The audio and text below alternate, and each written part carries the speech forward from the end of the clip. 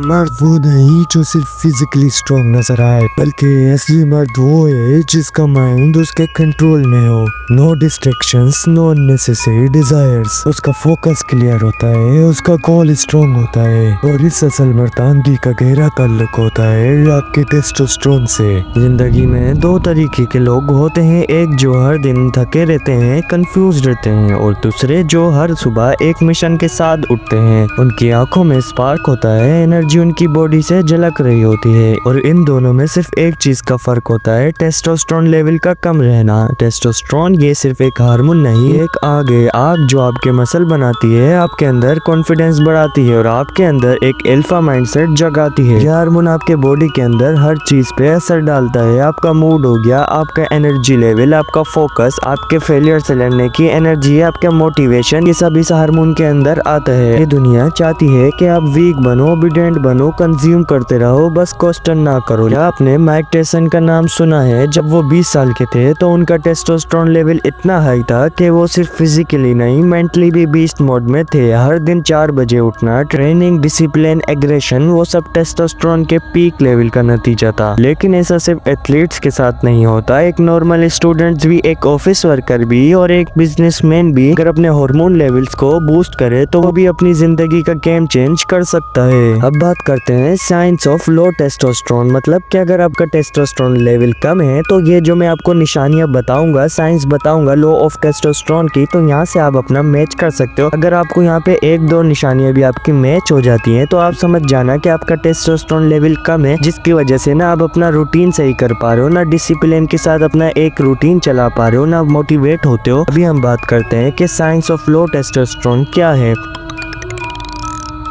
जब टेस्टोस्टेरोन लो होता है, आप थकावट महसूस करते हो बिना किसी रीजन के, सुबह उठना मुश्किल लगता है, दिन भर लेटे रहते हो, आपको लगता है कि मोटिवेशन ही नहीं बचा। ये सिर्फ मेंटल इशू नहीं, ये हार्मोनल इम्बैलेंस का सिग्नल है। दूसरा point, weight gain, specially belly fat. Low testosterone का सीधा इफेक्ट होता है मेटाबॉलिज्म पे। आप जितना भी एक्सरसाइज करो, फैट इजीली बर्न नहीं होता। ये विसरल फैट डेंजरस होता है, हार्ट और लिवर के लिए हार्मफुल।